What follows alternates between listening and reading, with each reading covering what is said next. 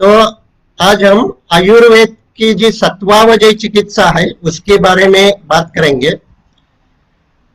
आयुर्वेद के जो वैद्य आपको दिखाई देते हैं, आप जो वैद्य प्रैक्टिस करते हैं, वो इसमें युक्ति व्यापाश्रय चिकित्सा करते हैं, यानी कि डिसीज का, रोगों का निदान करके युक्ति से वो पंचकर्म या दवा चूज करते हैं और वो पेशेंट को देते हैं, तो उसे युक्ति व्यापाश्रय चिकित्सा कहते हैं।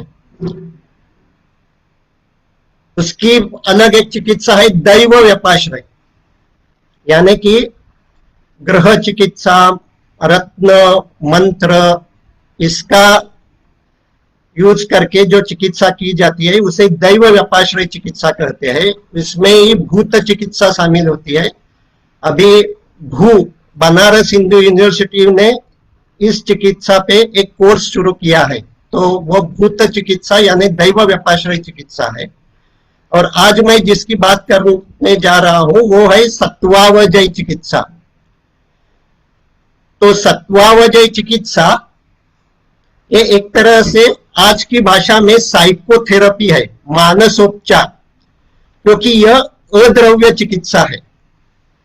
इस चिकित्सा में हम कोई भी दवा का, औषधि का व्यवहार नहीं करते, इस्तेमाल नहीं करते। तो ये मानसोपचार जैसी ये चिकित्सा है, उसका डेफिनेशन चरक ने चरक संहिता में दिया है, अहितेभ्यो अर्थेभ्यो मनोनिग्रह। तो इसका अर्थ क्या है कि जो कुछ अहितकारक होता है वो हमें मालूम होता है, तो वो जो मालूम होता है लेकिन वो करने की इच्छा होती है। जैसा कि आप सभी को मालूम होता है कि देर तक रात को नींद लेना ये अच्छा नहीं है, लेकिन ये अभी की जो जनरेशन है स्टूडेंट्स की, वो रात को 1-2 बजे सोती है। वो ऐसा क्यों होता है? क्योंकि वो जो सोशल मीडिया पे रहती है, तो वो जो मनोनिग्रह आवश्यक है, ये अहितकारी अर्थ है और उसका मनोनिग्रह आवश्यक है, वो नहीं होता। और इसीलिए जो कुछ चिकित्सा की जाती है उसे सत्वावजय चिकित्सा ऐसा कहते हैं। तो सत्वावजय ये नाम इसीलिए दिया गया है क्योंकि मनोनिग्रह क्यों नहीं होता? तो अपने मन में अगर रजोगुण और तमोगुण बढ़ता है तो अपना मनोनिग्रह नहीं होता। इसीलिए कुछ चिकित्सा करके, यानी कुछ उपाय करके हम सत्व गुण की वृद्धि करते हैं, और सत्व गुण की वृद्धि से मनोनिग्रह हो सकता है। तो इससे ही सत्वावजय चिकित्सा कहते हैं। आयुर्वेद में बताया है कि व्याधि कहाँ होती है, तो शरीर को भी होती है, और यहां सत्व शब्द मन के लिए है, तो मन के लिए भी होती है। तो शरीर को होने वाले व्याधि भी बहुत से मन के हेतु के कारण होते हैं, जिसे हम आज की भाषा में स्ट्रेस कहते हैं। तो जो स्ट्रेस के कारण होने वाले जो शरीर के दोष, शरीर के रोग है, यहां ये सत्वावजय चिकित्सा उपयोगी इस्तेमाल की जा सकती है। उसी के साथ मन को जो कुछ विकार होते हैं उसी को भी यह सत्वावजय चिकित्सा लाभदायी है। तो शरीर और मन का ये जो कुछ एक दूसरे से जो नाता है, रिलेशन है, वे अपने योग आयुर्वेद को बहुत पुराने से मालूम था। तो एक का इफेक्ट दूसरे पे होता है, दूसरा मन का इफेक्ट शरीर पे होता है। मॉडर्न साइंस को ये बात 1960 में मालूम हो गई कि मन के स्ट्रेस के कारण भी शरीर में डिसीज हो सकते हैं। ये 1960 के पहले मॉडर्न साइंस को मालूम नहीं थी, लेकिन योग और आयुर्वेद इससे परिचित है। तो शरीर और मन ये दोनों एक दूसरे से ऑलवेज कनेक्टेड है और एक दूसरे के रोगों का कारण हो सकते हैं। तो इसीलिए सभी व्याधियों का जो कुछ कारण है उसे आयुर्वेद में प्रज्ञापराध ऐसा बताया है। तो प्रज्ञापराध यानी कि धी, धृति और स्मृति ये विभ्रष्ट होती है, भ्रष्ट होती है, और उनके कारण जो कुछ होता है, जो अनर्थकारी कर्म होता है, अहितकारी कर्म होता है, वो कायिक हो सकता है, वाचिक हो सकता है या मानसिक हो सकता है, उसे प्रज्ञापराध ऐसा कहते हैं। और वो शरीर के भी सर्वदोष प्रकोप करता है, ये जो प्रज्ञापराध है वो। तो सत्वावजय चिकित्सा, पहले हम श्लोक अपने आयुर्वेद के ग्रंथ में जो कुछ रेफरेंसेस है, श्लोक है, संदर्भ है, उससे देखेंगे कि ये सत्वावजय चिकित्सा क्या है और ये कहाँ लाभदायी है और कहाँ लाभदायी नहीं है। तो अभी आप ये जो श्लोक देख रहे हैं वो बहुत ही इंपॉर्टेंट है। प्रज्ञापराध में बताया गया है कि प्रज्ञापराध 3 तरह के भ्रंश के कारण होता है। एक तो बुद्धि भ्रंश। तो बुद्धि भ्रंश यानी कि क्या, तो कई लोगों को क्या हितकारी है और क्या अहितकारी है ये मालूम ही नहीं होता। तो ये 3 बुद्धि विभ्रंश, धृति विभ्रंश और स्मृति विभ्रंश हम समुपदेशन से रोगी को, अपने क्लाइंट को, पेशेंट को बताते हैं और उसका स्किल बढ़ाते हैं, उसका ट्रेनिंग देते हैं। तो सत्वावजय चिकित्सा में 2 महत्वपूर्ण सत्वावजय चिकित्सा के अंग है। एक समुपदेशन, यानी कि आज जैसे साइकोथेरेपी में काउंसलिंग किया जाता है, आपको काउंसलिंग शब्द परिचित होगा। तो सत्वावजय में काउंसलिंग यह एक इंपॉर्टेंट अंग है। और दूसरा अंग है अटेंशन ट्रेनिंग, यानी कि ध्यान देने की कला, ध्यान देने का कौशल्य। ये हम समुपदेशन में अपने पेशेंट को सिखाते हैं। तो सत्वावजय चिकित्सक जो है वो ये 2 टूल्स का यूज करते हैं, 2 अंगों का यूज करते हैं। एक तो समुपदेशन और दूसरा ध्यान देने की कला, अटेंशन ट्रेनिंग। तो समुपदेशन सेशन में हम पहले पेशेंट को बुद्धि विभ्रंश दूर करने के लिए हेल्प करते हैं। तो बुद्धि विभ्रंश यानी कि क्या, तो तनाव जब होता है या कोई भी आदमी हमेशा चिंतन करता रहता है,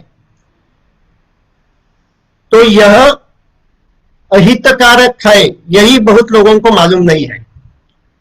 वो कैसा अहितकारी है ये हम बाद में देखेंगे, लेकिन हमेशा थिंकिंग मोड में रहना, हमेशा ख्यालों में डूबा रहना, ये अहितकारी है। और ऐसे ही रहने से बहुत psychological disorders as well as तनाव बढ़ जाता है। तो अपने समुपदेशन में पहले हम बुद्धि विभ्रंश दूर करते हैं। तो जो कुछ हितकारी है वो क्या है, इसकी इंफॉर्मेशन हम अपने पेशेंट के साथ शेयर करते हैं कि अगर आप हमेशा ख्यालों में रहती है तो आपको बहुत से शारीरिक या मानसिक बीमारियां हो सकती है। तो ख्यालों से बाहर जाना चाहिए, हमेशा विचारों में नहीं रहना चाहिए। तो चरकाचार्य ने जो कुछ हेतु बताए हैं उसमें अति चिंतन यह एक मानसिक विकारों का हेतु बताया है। तो अति चिंतन हितकारी नहीं है। तो यह हम बुद्धि विभ्रंश अपने पेशेंट का दूर करते हैं कि अगर आप हमेशा अपने मस्तिष्क से काम करते हैं, आप अगर ब्रेन यूज करते हैं, आप अगर शिक्षक है, आप डेटा कंप्यूटर पे काम करते हैं, आईटी इंडस्ट्री में है, तो आपको आपका मस्तिष्क हमेशा यूज करना ही होता है, आपको बुद्धि, आपको चिंतन करना होता है। लेकिन अगर 1 घंटे में आपको चिंतन करना है तो 58 minutes you can share for your work, to plan, to think. लेकिन 1 घंटे में 1 या 2 मिनट आपको चिंतन से बाहर आना चाहिए। अपने चिंतन करते वक्त जो मस्तिष्क का एरिया एक्टिव होता है उसे विश्राम देना चाहिए। तो यह हम बुद्धि विभ्रम से दूर करते हैं। जब अपने क्लाइंट को यह एक्सेप्ट होता है, हाँ ठीक है, 1 घंटे में 1 मिनट ऐसा करना कुछ बुरा नहीं है, ये समझाने के लिए हम बहुत उसे डिफरेंट उदाहरण दे सकते हैं। जैसे अगर कोई आदमी हमेशा खड़ा रह के काम करता है तो उसे स्ट्रेस होगा, लेकिन अगर हर घंटे में उसे 58 minutes he can work by standing but he can rest on his chair for 2 minutes, अगर वो ऐसा कर सकता है तो फिर से वो खड़ा रह के काम कर सकता है। तो अपने शरीर के जो विभिन्न अंग है उन्हें हमें रेस्ट देनी चाहिए, वैसी ही रेस्ट अपने थिंकिंग ब्रेन को देनी चाहिए। और ये जो हम बताते हैं तो ये बुद्धि विभ्रंश पेशेंट का दूर करते हैं।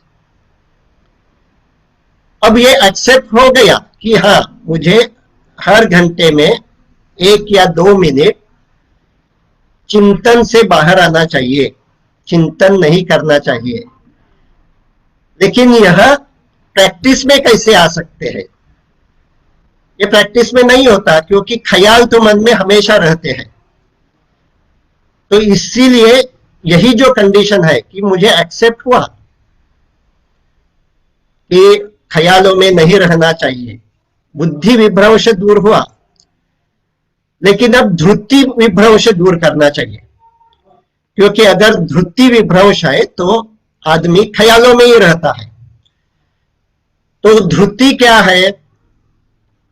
तो धृति का अपना डेफिनेशन चरकाचार्य ने दिया है, विषय प्रवण सत्व धृति भ्रंशाच शक्यते। जब हम विषयों में प्रवण रहते हैं, एंगेज रहते हैं, तो धृति भ्रंश होता है। जैसा हमने अभी देखा कि अगर मैं कोई मैथमेटिक्स का प्रॉब्लम सॉल्व कर रहा हूं तो चिंतन को रेस्ट देना इजी नहीं है, आसान नहीं है, तो वहां धृति भ्रंश है।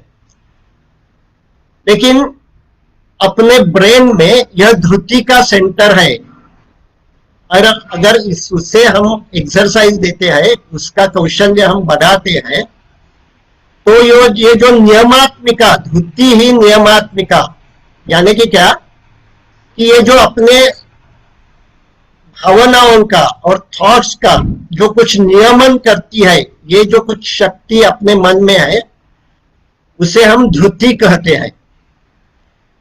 तो धृति विभ्रंश दूर करने के लिए हमें कुछ एक्सरसाइज करने होते हैं, और ये जो एक्सरसाइज है वही मैं अभी आपको बता सकता हूं कि ये एक्सरसाइज क्या होता है। तो इसके लिए मैं थोड़ी देर के लिए स्क्रीन शेयर बंद करता हूं।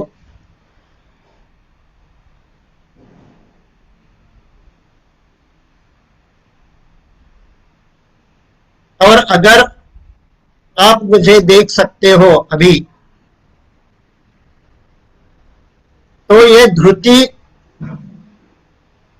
विभ्रंश दूर करने के लिए हम अपने क्लाइंट को, हम अपने पेशेंट को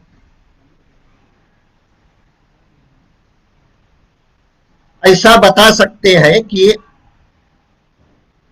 वो अपना जो कुछ ध्यान है, अटेंशन है, वो 1 मिनट के लिए प्रेजेंट में ला सकते हैं, वर्तमान में ला सकते हैं। क्योंकि अपने मन में जो कुछ विचार आते हैं वो हमेशा पास्ट के या फ्यूचर के होते हैं। तो वर्तमान में अपना ध्यान, अपना मन लाने का एक सहज तरीका है, और वो सहज तरीका है, एक तो हम अभी इस समय जो कुछ आवाज आ रही है उस पे अपना ध्यान दे सकते हैं। इस समय जो कुछ आवाज आ रही है उस पे आप अपना ध्यान दे सकते हैं।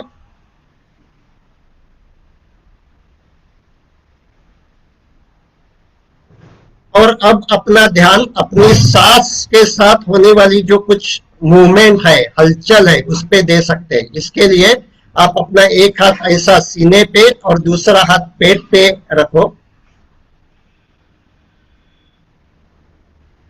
और आंख बंद करके अपना ध्यान, अपना मन जो नेचुरल सांस के साथ जो कुछ मूवमेंट हो रही है, सांस के साथ छाती की या पेट की मूवमेंट हो रही है, वो मूवमेंट पे आप अपना ध्यान दे सकती हो।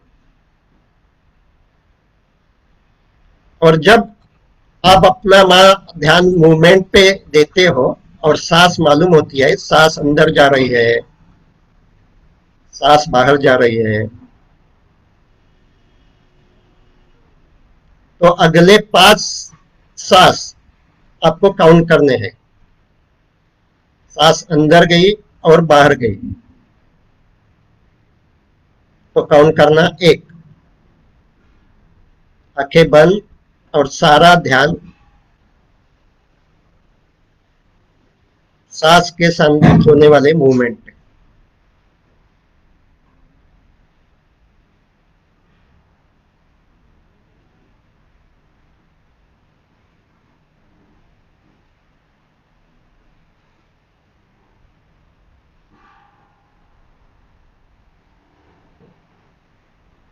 बहुत अच्छा। अगर आप एक भी सांस जान सकते हैं तो उस समय आप अपने मन को वर्तमान क्षण में लाते हैं।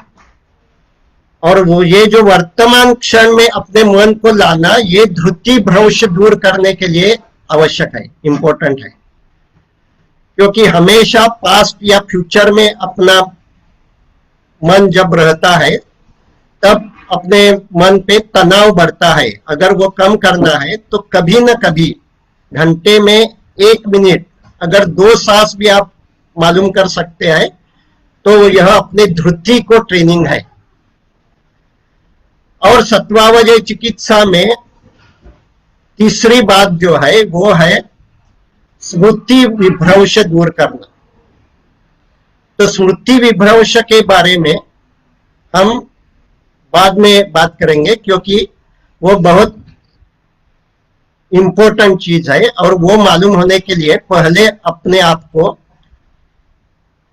ये आत्मा के जो कुछ गुण है वो मालूम होने चाहिए। तो आयुर्वेद ने आत्मा का स्वीकार किया है और अपना ये जो कुछ लाइफ है, चैतन्य है, उसका कारण आत्मा है और वो हमेशा साक्षी रहता है। वो देखता है अभी क्या हो रहा है बॉडी में, अभी क्या हो रहा है शरीर में। तो आयुर्वेद में मन का जो कुछ लक्षण किया है, तो इसीलिए आत्मा तो हमेशा है, जब तक हम जिंदा है तब तक अपने शरीर में आत्मा है, लेकिन ज्ञान हमें हमेशा नहीं होता। तो अभी अगर आप ये सुन रहे हैं तो किसी ने जो कुछ दूसरी आवाज है उसका ज्ञान आपको नहीं होगा। क्यों नहीं होगा? क्योंकि ज्ञान होने के लिए वहां मन होना आवश्यक होता है। आपका अनुभव है कि जहां अपना मन नहीं होता उसका ज्ञान नहीं होता। तो मन आत्मा से मिल जाता है और दूसरी तरफ इंद्रियों से मिलता है। अगर मन ये कड़ी नहीं होती तो इंद्रिया तो हमेशा है, श्रवण इंद्रिया काम कर रहा है, आत्मा भी है, लेकिन हमें वो जो कुछ छोटी आवाज है वो सुनाई नहीं देती। क्यों नहीं देती? क्योंकि वहां मन नहीं रहता। तो मन आज के इंग्लिश भाषा में जो अटेंशन कहते हैं उसे हम आयुर्वेद में मन कह सकते हैं। तो जब मन इंद्रियों के साथ मिल जाता है, संयुज्य होता है, इंद्रिय अर्थ के साथ संयुज्य होता है, तब हमें उसका ज्ञान होता है। तो ये जो अटेंशन है, ये अटेंशन अपने ब्रेन में, अपने मस्तिष्क में क्यों पैदा हुआ? हमें हमेशा सब ज्ञान क्यों नहीं होता? तो इसका एक कारण अब न्यूरोसाइंस में मालूम हुआ है कि अपना ब्रेन बहुत कुछ करता है। क्या क्या करता है? वो 5 ज्ञानेंद्रियों के साथ जो कुछ बाहर हो रहा है उसकी इंफॉर्मेशन लेता है, उसी के साथ शरीर में जो कुछ हो रहा है उसकी भी वो इंफॉर्मेशन लेता है, और उससे अब आगे क्या करना चाहिए उसका उसे डिसीजन लेना होता है। वो डिसीजन वो स्मरण के कारण, मेमोरी में जो कुछ एक्सपीरियंस स्टोर होते हैं तो वो यादों में भी जाता है। तो ये अच्छा एक्सपीरियंस है या बुरा एक्सपीरियंस है वो भी वही देखता रहता है, और आगे क्या करना है, क्या प्लानिंग करना है, कहाँ जाना है, यह भी उसे मन में उस पे ही ब्रेन काम करता है। तो ब्रेन को बहुत काम होता है। तो ये जो बहुत काम होता है वो एक ही साथ सब कुछ काम नहीं कर सकता, तो वो अपने एनर्जी चूज करता है कि अब कौन सा मोस्ट इंपॉर्टेंट वर्क है, और जो मोस्ट इंपॉर्टेंट वर्क है वो जो चूज करना है उसे हम ध्यान देना या अटेंशन कहते हैं। तो attention is a leader of our brain, और all brain resources are flow according to attention. और इसीलिए आयुर्वेद में मन को अणुत्व और एकत्व ऐसा कहा है। जैसा हमने अभी बताया कि ब्रेन एक समय एक ही काम कर सकता है, इसीलिए मन को अणु कहा है। जब आप मल्टीटास्किंग करते हैं तो आपका मन अलग अलग चीजों में वेरी फास्ट शिफ्ट होता है। वो है तो एक ही है, वो एक समय बहुत काम नहीं कर सकता। तो इसीलिए आयुर्वेद में मन को एकत्व ऐसा कहा है, और वो सूक्ष्म है, इसीलिए वो शिफ्ट कर सकता है यहां से वहां।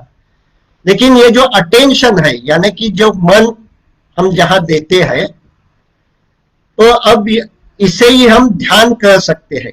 अटेंशन का हिंदी वर्ड ध्यान है। तो ध्यान देना और ध्यान जाना यह 2 अलग अलग बात है। ध्यान जाना यानी कि क्या, उसका कंट्रोल अपने आप पे नहीं होता। जब आप सांस देख रहे हैं और अपने मन में विचार आते हैं और आपका ध्यान सांस पे नहीं होता, तो आपका ध्यान विचारों में जाता है।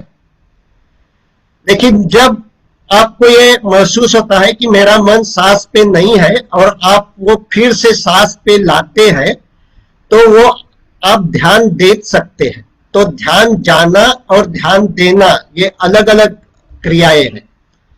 और ये जो ध्यान देने की क्रिया है वो अपने मस्तिष्क का एक कार्य है, और अब न्यूरोसाइंस में ऐसा मालूम हुआ है कि यह फंक्शन, अपने ब्रेन का फंक्शन 6 साल की उम्र के बाद ठीक से हो सकता है। 6-7 साल के पहले यह फंक्शन ठीक से होता नहीं है।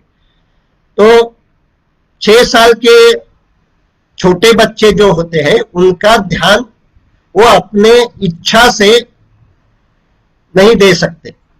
इसीलिए जब कोई बच्चा, छोटा बच्चा गिर जाता है तो हम उसे, उसका ध्यान दूसरी तरफ खींचने का प्रयास करते हैं।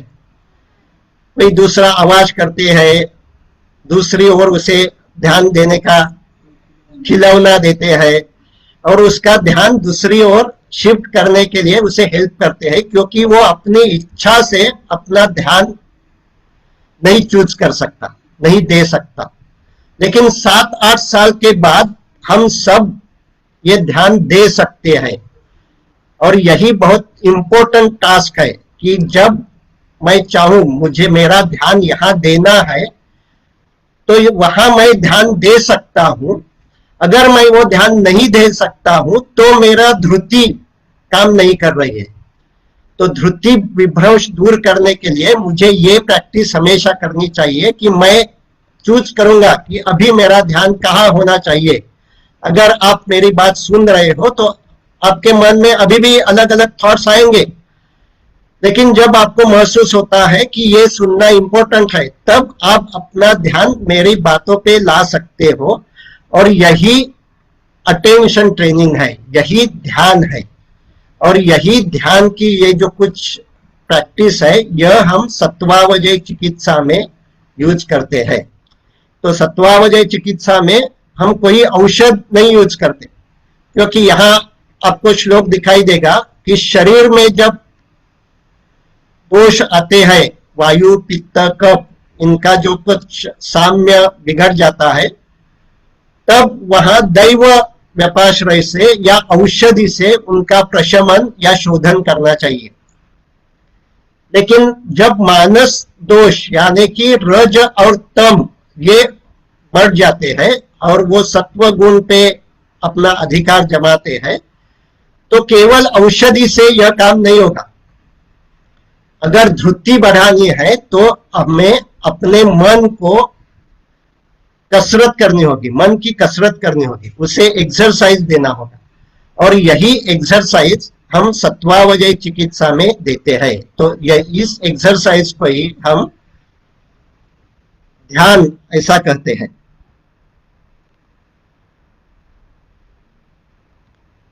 तो अब आप ये जो स्मृति भ्रंश है ये क्या है ये समझ सकते हैं। तो ध्यान एक तो हम चूज कर सकते हैं कहाँ लेना है। तो पहले तो हमें यह एक्सेप्ट होना चाहिए, अपना बुद्धि विभ्रंश दूर होना चाहिए कि हमेशा ख्यालों में रहना ठीक नहीं है। हर घंटे की मिनिमम 1 या 2 मिनट तो हम वर्तमान क्षण में अपना मन लाना चाहिए, अपना अटेंशन लाना चाहिए। तो यह हमें बार बार करना चाहिए। उस 2 मिनट में भी हमारे मन में विचार आएंगे, लेकिन जब हमें महसूस होता है तो हम फिर से उस अपने मन को वर्तमान क्षण में लाएंगे। तो ये वर्तमान क्षण में कहाँ कहाँ हम ला सकते हैं अपने मन को? तो जैसा अभी हमने देखा, अपने सांस पे ला सकते हैं, क्योंकि सांस तो वर्तमान क्षण में ही होता है। अभी इसी क्षण में सांस की जो कुछ मूवमेंट होती है वो आपको मालूम होती है। तो जब सांस की मूवमेंट आपको मालूम होती है तो आपका मन वर्तमान क्षण में रहता है। लेकिन अगर आप बहुत ही व्यस्त है तो सांस नहीं देख सकते, तो दूसरा ऑप्शन है, आप उसी समय आपकी ज्ञानेंद्रिय जो कुछ इंफॉर्मेशन दे रही है उस पे भी आपका मन ला सकते हैं, आपका ध्यान ला सकते हैं। तो ज्ञानेंद्रिय क्या क्या इंफॉर्मेशन देती है, तो आवाज कौन सी सुनाई देती है वो आप देख सकते हैं। इस क्षण जो कुछ आवाजें आ रही है उस पे अपना ध्यान हम दे सकते हैं। 30 सेकंड, 1 मिनट हम अपना ध्यान आवाज पे दे सकते हैं। वैसा ही रूप पे दे सकते हैं। इस समय मेरे सामने क्या है वो हम ध्यान देकर ऑब्जर्व कर सकते हैं।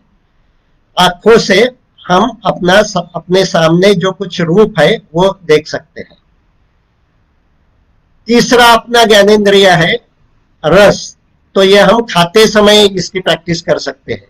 जो कुछ खाना खा रहे हैं उस समय अपना अटेंशन उस पे टेस्ट पे रख सकते हैं। ये खाने की कौन सी रस है, कैसी रुचि है, उस पे हम अपना अटेंशन रख सकते हैं। चौथा ज्ञानेंद्रिय है गंध, नासिका। तो इस समय कोई गंध आ रही है क्या, उस पे भी हम अपना अटेंशन दे सकते हैं। और 5वां ज्ञानेंद्रिय है त्वचा, स्किन, और उससे हम मालूम होता है स्पर्श। तो स्पर्श भी इसी क्षण का होता है। तो मैं आपको रिक्वेस्ट करता हूं कि आप जैसी ज्ञान मुद्रा करते हैं, अपना अंगूठा अपने अंगुली से लगाए और वहां जो टच मालूम हो रही है उस पे अपना अटेंशन, अपना ध्यान देने की कोशिश करनी है। अब अपने हाथ आपके जानु पे, घुटनों पे रखे और वो टच आपको मालूम हो रही है क्या? अगर आपके पांव जमीन पे है तो जमीन का टच मालूम हो रहा है क्या?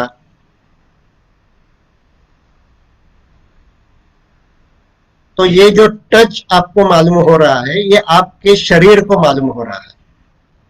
हम 30 सेकंड तक यह एक्सरसाइज करेंगे कि आपके शरीर में इस समय टच कहाँ कहाँ मालूम हो रही है। पाँव पे स्पर्श मालूम हो सकती है, आप बैठे हैं तो कुर्सी पे, बेड पे अगर बैठे हैं तो वहां टच मालूम हो सकती है।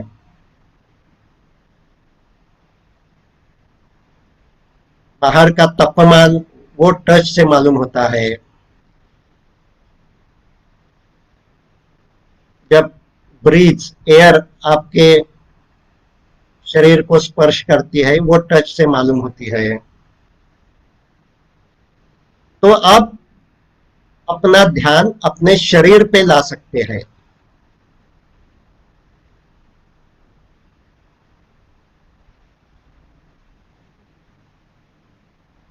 और अब शरीर के अंदर स्पर्श के साथ अन्य कोई संवेदना भी मालूम हो रही है क्या? कहाँ खुजली है, कहाँ दर्द है, कहाँ जलन है, अगर सर में दर्द है,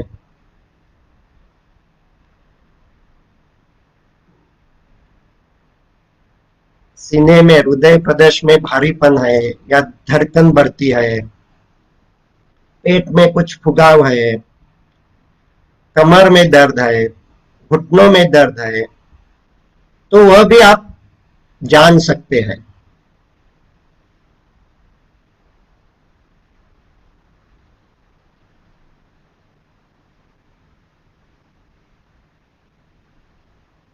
अगर आपको शरीर में ऐसी कोई भी पीड़ा मालूम होती है तो अब तक हम उस पीड़ा को रिएक्ट करते हैं। जब भी कहा खुजली आती है तो हम रिफ्लेक्सली अपना हाथ वहां जाता है और हम वो खुजाते हैं। कहाँ भी दर्द होता है तो हम हाय रे, मारा रे, दर्द हो रहा है, ऐसा उसे रिएक्ट करते हैं। ऐसा रिएक्ट क्यों करते हैं? क्योंकि मैं शरीर हूं ऐसा मुझे लगता है, और शरीर में जो कुछ दर्द होता है वो मेरा दर्द है, मुझे दर्द होता है। लेकिन योग और आयुर्वेद के हिसाब से यह ही अविद्या है। मैं सिर्फ शरीर नहीं हूं, मैं आत्मा भी हूं।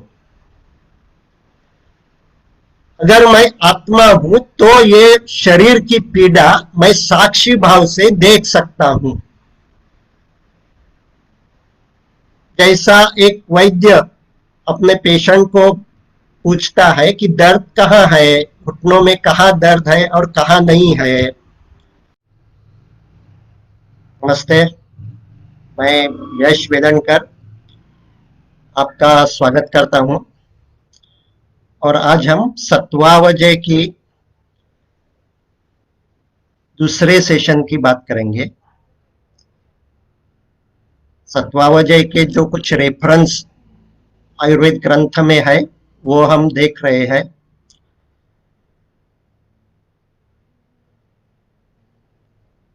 परसों हमने जी विभ्रंश और ध्रुति विभ्रंश के बारे में देखा है। आज हम स्मृति विभ्रंश के बारे में ज्यादा डिस्कस करेंगे और इसका एप्लीकेशन हम समुपदेशन में कैसे कर सकते हैं और एज अ साइकोथेरेपी, मानसोपचार, सत्वावजय चिकित्सा को कैसे यूज कर सकते हैं, इसकी चर्चा करेंगे। तो स्मृति विभ्रंश का चरक में श्लोक है और उसका अर्थ ऐसा है कि तत्व का जिसे भूल पड़ती है, तत्व की याद नहीं रहती, वही स्मृति विभ्रंश है। तो तत्व यानी कि इसमें बहुत गहन अर्थ है। तत्व यानी कि तुम वो हो, वो यानी कि चैतन्य, आत्मा। तो जब आदमी मैं अपना शरीर और मन ऐसा सोचता है और शरीर के पीड़ा के कारण व्याकुल होता है, दुखी होता है, या मन की उदासी के कारण व्याकुल होता है, तो उस समय उसका स्मृति भ्रंश होता है, क्योंकि वो अपने मन को ही मैं ऐसा मानता है। तत्व यानी कि तू चैतन्य है, तू सिर्फ शरीर नहीं है, तू मन नहीं है, तू चैतन्य है। तो इसकी जब हमें याद नहीं रहती तो उसे हम स्मृति विभ्रंश ऐसा कहते हैं। और अगर स्मृति विभ्रंश दूर करना है तो ज्यादा कुछ करने की जरूरत नहीं है। यह स्मृति की स्थापना करने से ही स्मृति का विभ्रंश दूर होता है। तो कौन सी स्मृति स्थापन करना? कि मैं साक्षी हूं, मैं शरीर में जो कुछ हो रहा है और मन में जो कुछ हो रहा है वह देख सकता हूं, और देखकर उसे कोई रिएक्शन न करके उसका स्वीकार कर सकता हूं। ऐसी जब स्मृति, सजगता आदमी के बीच में पैदा होती है तो स्मृति स्थित होती है। यही स्मृति का पाली में शब्द जब यूज करते हैं तो उसे सती ऐसा कहते हैं, और सती को सजगता ऐसा ही कहते हैं। इस सती का ही इंग्लिश में ट्रांसलेशन माइंडफुलनेस ऐसा हुआ है। तो माइंडफुलनेस का असली अर्थ स्मृति की स्थापना ऐसा है जो चरकाचार्य ने बताया है। तो यह स्मृति की स्थापना हम समुपदेशन सेशन में पेशेंट के साथ कर सकते हैं। और यह स्मृति की स्थापना जब हम कर सकते हैं तब पेशेंट अपने शरीर में जो कुछ हो रहा है उसे साक्षी भाव से देख सकता है। तो शरीर में क्या होता है? शरीर में कहीं वेदना होती है, कहीं खुजली होती है, कहीं जलन होती है, कहीं धड़कन बढ़ती है। तो जो कुछ मालूम हो रहा है, जो कुछ महसूस हो रहा है, उससे ये अच्छा है या ये बुरा है ऐसा न मानकर, ऐसी प्रतिक्रिया न करके जब आदमी देख सकता है तो उसका इफेक्ट ब्रेन में दिखाई देता है। और सत्वावजय चिकित्सा में जब हम पेशेंट को, जिन पेशेंट को ट्रीट करते हैं उनमें ब्रेन में, मस्तिष्क में संप्राप्ति होती है, कोई पैथोलॉजी होती है। वो पैथोलॉजी क्या होती है? तो जो कोई डिसीज सत्वावजय चिकित्सा से हम विकार जो कुछ ट्रीट करते हैं वो है चिंता रोग, जनरलाइज एंजाइटी डिसऑर्डर। इसमें उस रोगना को हमेशा चिंता के विचार मन में आते हैं, भविष्य की चिंता, आगे कैसा होगा, क्या होगा, ये ठीक होगा ये नहीं, ऐसे विचारों के कारण वह आदमी बहुत परेशान रहता है। और ये चिंता एक ही बात की नहीं रहती, बहुत अलग अलग चिंता के विचार आते हैं। दूसरा तरफ का डिसऑर्डर है चिंता रोग का ही, उसे कहते हैं फोबिया। तो उसमें सिर्फ कुछ स्पेसिफिक आलम्बन की डर लगता है, यानी कि क्लोज स्पेस का डर लगता है, लिफ्ट का डर लगता है, ऊंची जगह का डर लगता है, पानी का डर लगता है, भीड़ का डर लगता है। तो इसे फोबिया कहते हैं।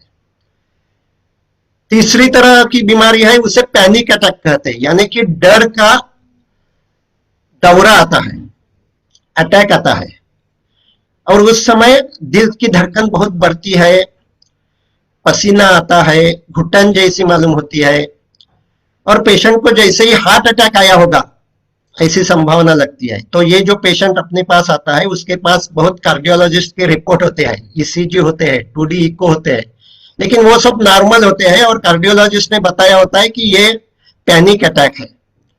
तो ये डर का दौरा। कई लोगों को उदासी, जिसे हम विषाद कहते हैं वैसा होता है। और कई लोगों को ऑब्सेसिव कंपल्सिव डिसऑर्डर यानी कि विचारों की गुलामी, वो विचारों में इतना खोया हुआ रहता है, ख्यालों में खोया हुआ रहता है कि एक तो वो क्या एक्शन कर रहा है उसका ही उसे ज्ञान नहीं होता। तो मेरे पास ऐसे पेशेंट आते हैं जो बाथरूम में जाने के बाद आधा घंटा होने के बाद उन्हें होश आता है कि मैं बाथरूम में हूं, क्योंकि वो विचारों में गुम रहने के कारण उनकी जो कुछ एक्टिविटी जो कुछ कर रहे हैं वो मैकेनिकल होती है, उनकी उन्हें होश ही नहीं आता। तो यह ऑब्सेसिव कंपल्सिव डिसऑर्डर, विचारों की गुलामी ऐसा हम कह सकते हैं। विचारों की गुलामी का और एक तरीका है कि एक ही विचार, डर पैदा करने वाला विचार, चिंता पैदा करने वाला विचार, ये हमेशा मन में आता है, बार बार आता है, तो यही भी परेशानी बढ़ाता है। तो ये सब जो डिसऑर्डर्स है, जिसे वाग्भटाचार्य ने रागादि रोगा ऐसा कहा है, ये डिसऑर्डर्स में मस्तिष्क में संप्राप्ति पाई जाती है। और वो क्या संप्राप्ति होती है, तो अपने ब्रेन में जो इमोशनल ब्रेन है अमाइगडाला, वो हाइपर सेंसिटिव होता है, उसकी सेंसिटिविटी बढ़ी हुई होती है, और उसी के कारण शरीर में कुछ केमिकल्स क्रिएट होती है उसकी एक्टिविटी के कारण। और जो कुछ एलोपैथी मेडिसिन है वो सिर्फ वो केमिकल का बैलेंस, जो कुछ बैलेंस में गड़बड़ होती है वो ठीक करने की कोशिश करते हैं, लेकिन वो मेडिसिन भी ब्रेन पे असर नहीं कर सकती। और ब्रेन पे असर सिर्फ अपनी मनोस्थिति, मेंटल स्टेट जो कुछ है वही ब्रेन पे असर कर सकती है। और इसीलिए सत्वावजय चिकित्सा में साक्षी भाव की मनस्थिति जब हम पेशेंट को सिखाते हैं तो उसका असर ब्रेन पे होता है।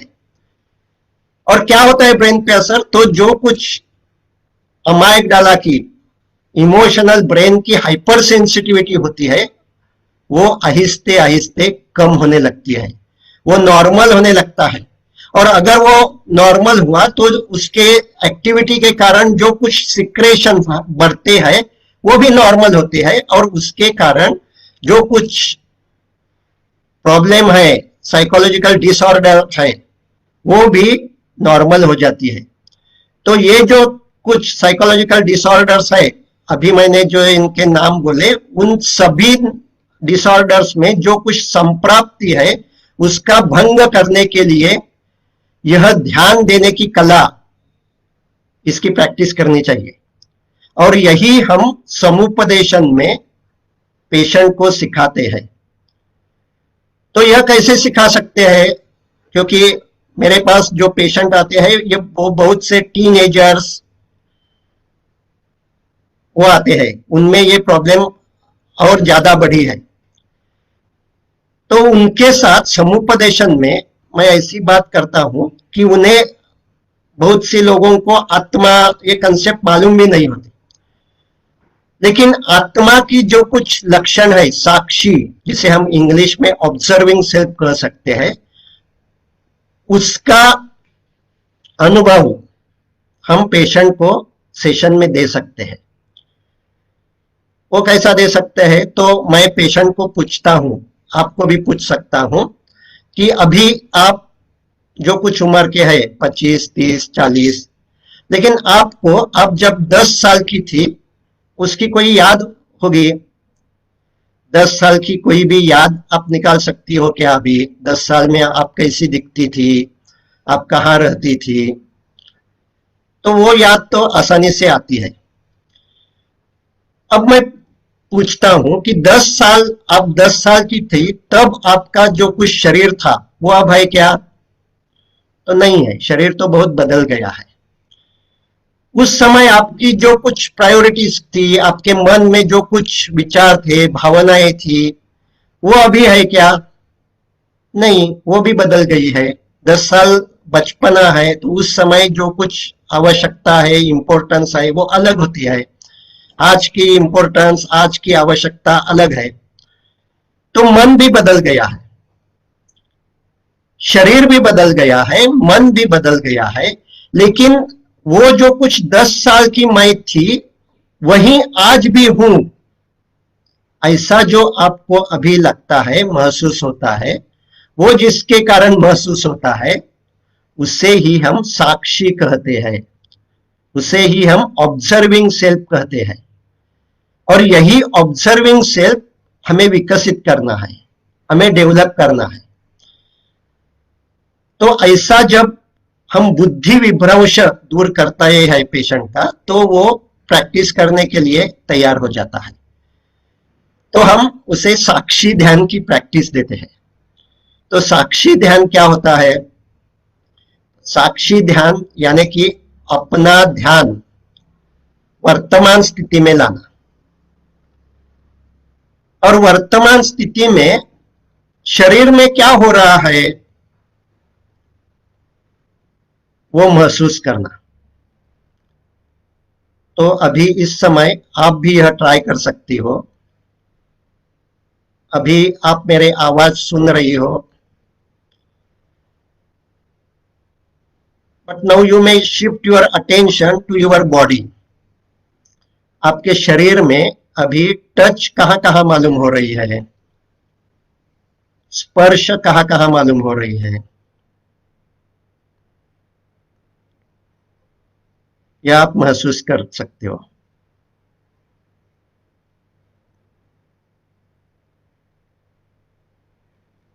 पाव अगर जमीन पे है तो पाव को जमीन का स्पर्श मालूम हो रहा है क्या?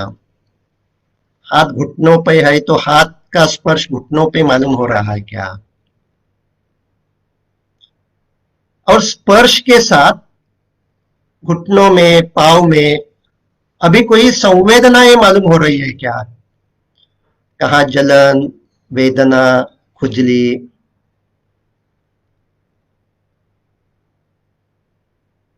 और अगर वो संवेदना कहीं भी मालूम हो रही है तो उस संवेदना को हम साक्षी भाव से देखने की कोशिश करेंगे। यानी कि क्या?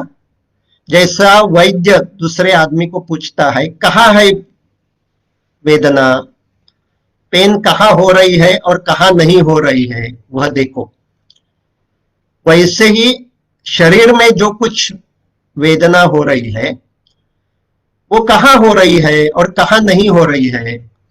वो जो वेदना है उसकी कोई बॉर्डर है क्या, सीमाएं है क्या? अगर घुटनों में दर्द है तो ऊपर वो कहां तक होता है, नीचे कहां तक होता है। और अब अपना ध्यान पूरे पांव पे रखना है, जंघाओं से अंगुली तक पूरे पांव में अपना ध्यान रखकर वो जो वेदना है वो कहाँ है वह आप देख सकते हैं।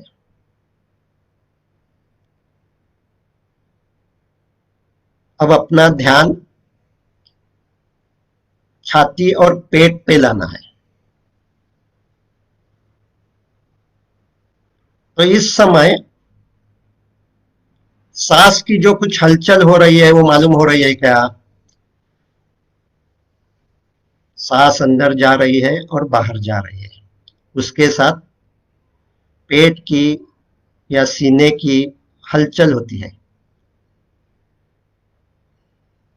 तो अपना ध्यान उस मूवमेंट पे रखना है और 2 सांसें गिननी है। सांस अंदर गई और बाहर गई, तो 1।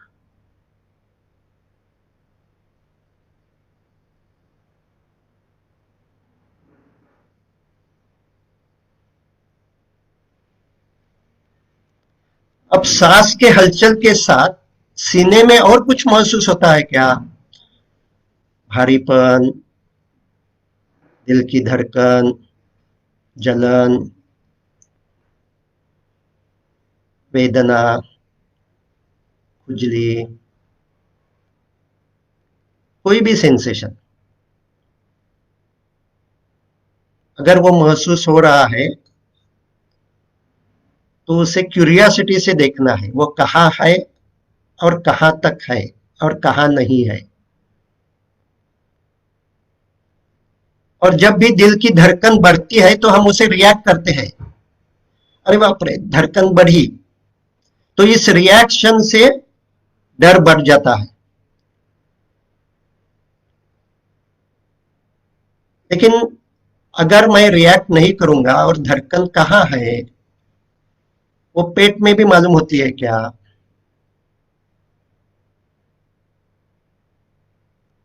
अगर धड़कन पेट में नहीं मालूम होती तो पेट में अब क्या हो रहा है?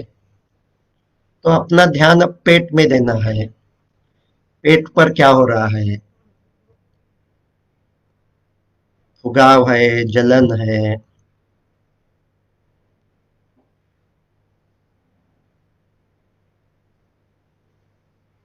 वेदना है। तो उससे भी हम क्यूरियोसिटी से देख सकते हैं। आधा मिनट, 1 मिनट, ऐसे ही हम अपना अटेंशन सर पे ले सकते हैं।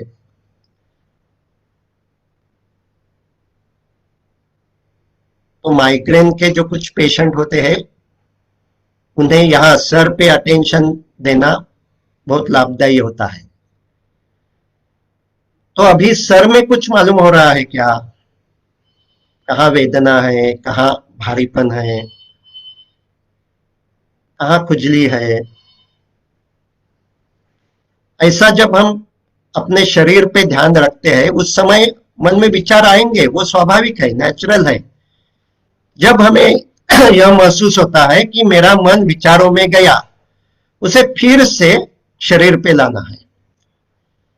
यही ध्यान देने का स्किल है। ध्यान विचारों में जाता है, लेकिन हम उसे फिर से जहां अपना ऑब्जेक्ट है, जो आलम्बन है, वहां ले आते हैं। तो ऐसा अगर हम शरीर को 2 मिनट, 5 मिनट साक्षी भाव से देखते हैं, तो उस समय ब्रेन में क्या होता है यह मालूम हो गया है। तो ब्रेन में अपने अलग अलग रीजन है। ब्रेन की एनाटॉमी फिर से देखने के लिए मैं आपको हैंड मॉडल दिखाता हूं ब्रेन का। तो ऐसा अपनी मुट्ठी ऐसी बंद करो, ये अंगूठा अंदर लेके ये मुट्ठी ऐसी बंद करो, और यह अगर आपने ऐसा रखा तो ये अपना मस्तिष्क है, ऐसा यह अपना ब्रेन है। तो इसमें क्या कैसे ब्रेन के पार्ट है? तो ये जो हड्डी है, यह स्पाइनल कॉर्ड जैसा है, जो रीढ़ के हड्डी में रहता है। यह जो है, यह बायोलॉजिकल ब्रेन है। अपने शरीर में जो कुछ रेस्पिरेशन, सर्कुलेशन, वो जो कुछ होता है, वो यह ब्रेन कंट्रोल करता है। यह अंगूठा जैसा इमोशनल ब्रेन अपने मस्तिष्क के अंदर होता है, और इसमें ही अमाइगडाला होता है। ये जो ब्रेन है, यह बुद्धि का ब्रेन है, सेरेब्रल कॉर्टेक्स। और यह जो ब्रेन है, यह प्रीफ्रंटल कॉर्टेक्स, जो यहां अपने सर में यहां होता है। तो अपना जो कुछ ध्रुति का सेंटर है, वो यही प्रीफ्रंटल कॉर्टेक्स में है। अभी हमने जो देखा कि अमाइगडाला ये इमोशनल ब्रेन में यहां रहता है। यह अमाइगडाला जब हाइपर सेंसिटिव होता है तो साइकोलॉजिकल डिसऑर्डर्स बढ़ते हैं। एंजाइटी, फोबिया, पैनिक अटैक, इन सब के संप्राप्ति का कारण अमाइगडाला की हाइपर सेंसिटिविटी है। ऐसा अब न्यूरोसाइंस को मालूम हुआ है।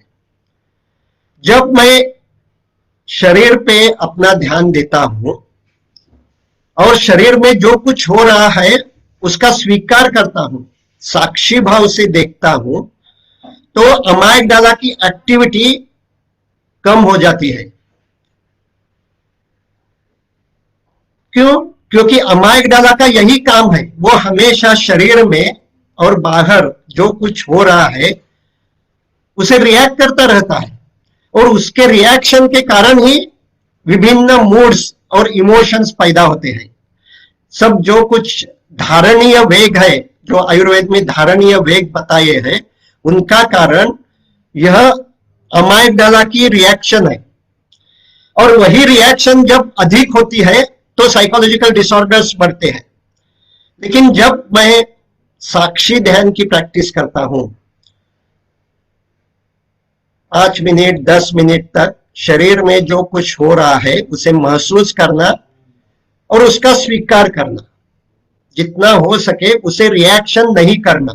तो मैं अमाइगडाला का ही काम कम करता हूं। अमाइगडाला का जो काम होता है हमेशा प्रतिक्रिया करना, वो मैं कम करता हूं, और इसके कारण उसकी जो कुछ हाइपर सेंसिटिविटी है, हाइपर एक्टिविटी है, वो भी कम हो जाती है।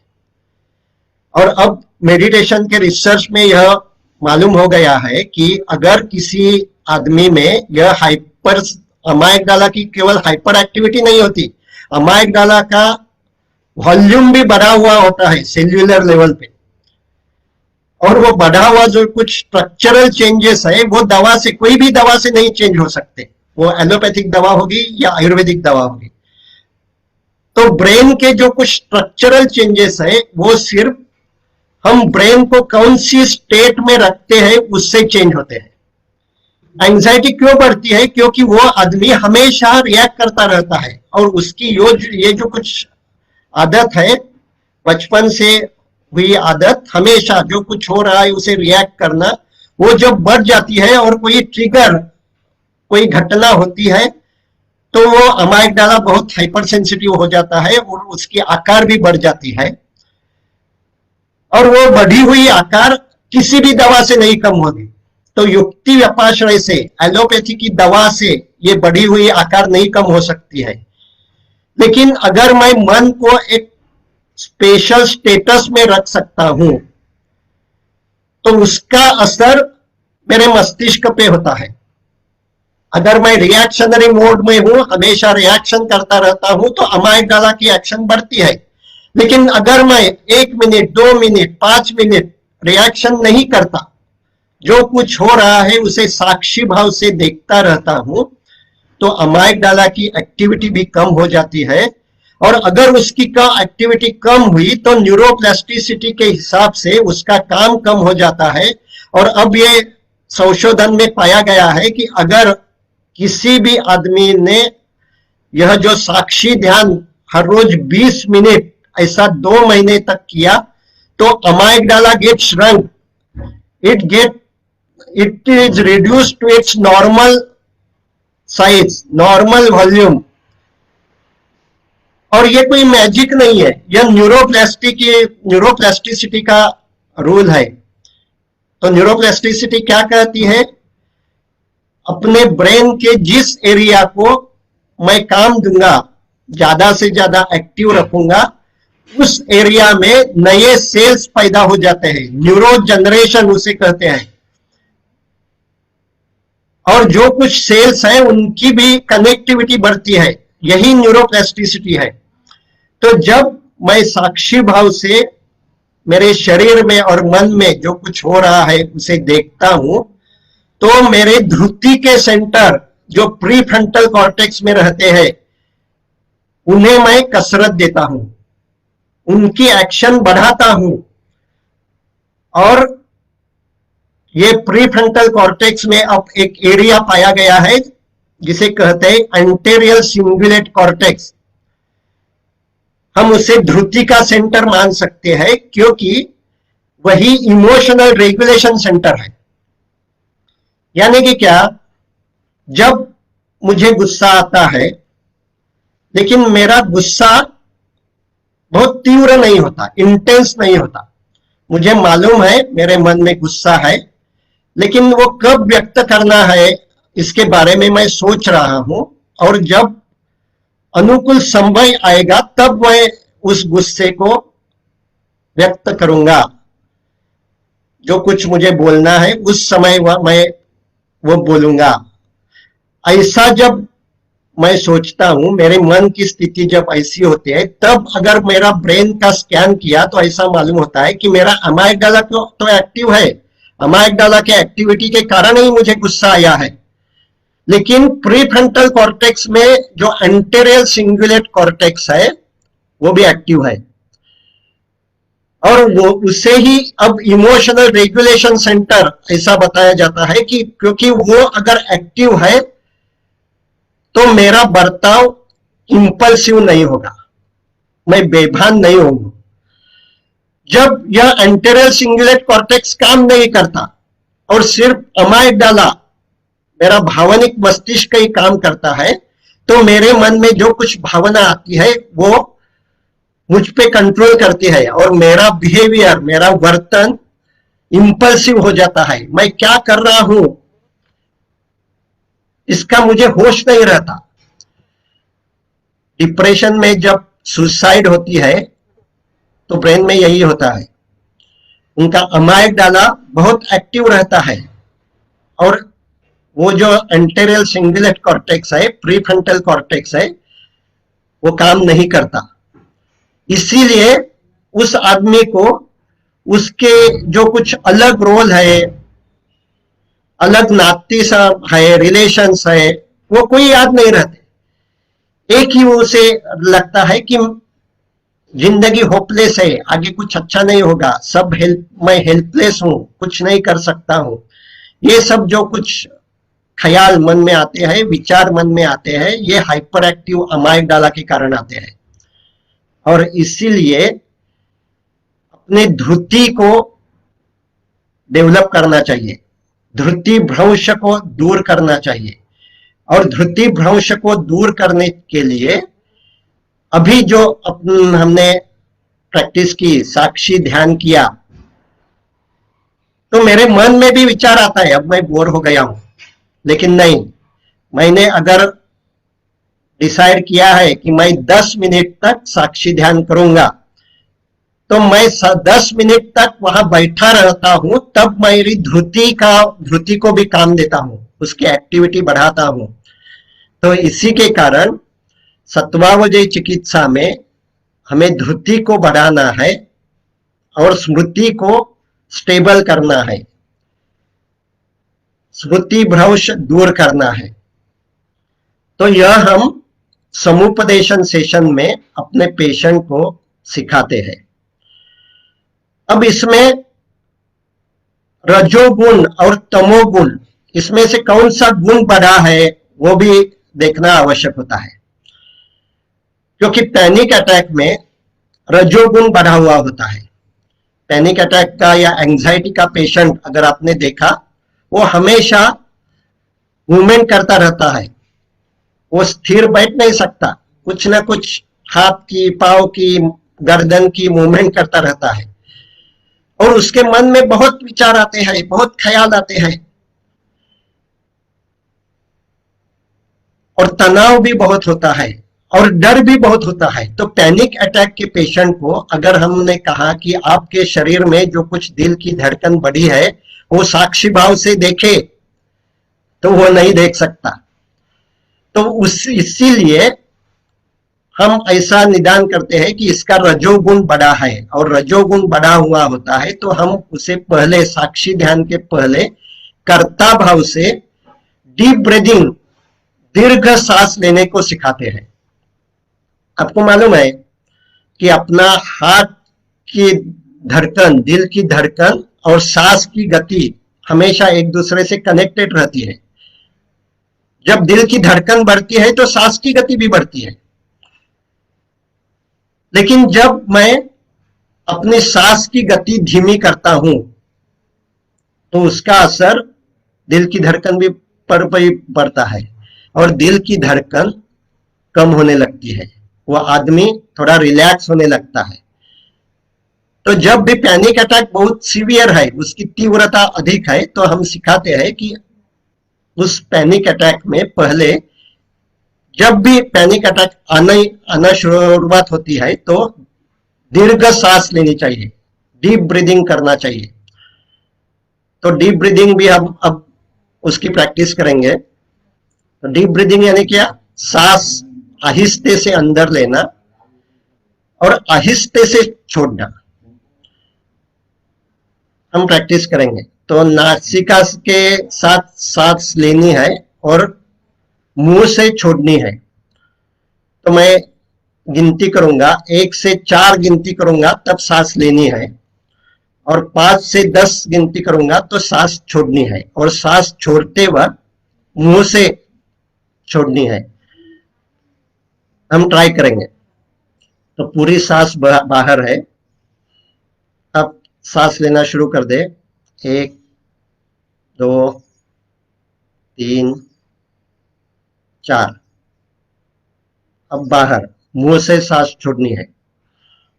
5 6 7 8 9 10। फिर एक बार सांस अंदर। 1 2 3 4। बाहर 5 6 7 8 9 10। तो एक सांस हम 10 सेकंड में लेते हैं, यानी कि 1 मिनट में सिर्फ 6 सांसें होती है। हमेशा अपनी सांस 17 या 20 तक होती है 1 मिनट में। जब दिल की धड़कन बढ़ती है तो वो और भी ज्यादा होती है। लेकिन जब मैं यह ऐसा डीप ब्रीदिंग शुरू करता हूं तो आहिस्ते आहिस्ते दिल की धड़कन कम होने लगती है, पैनिक अटैक कम होने लगता है।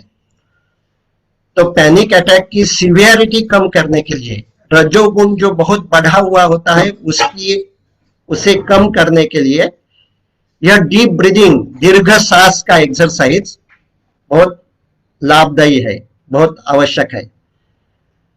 इससे हम आदमी को रिलैक्स करते हैं, पैनिक अटैक की तीव्रता कम होती है।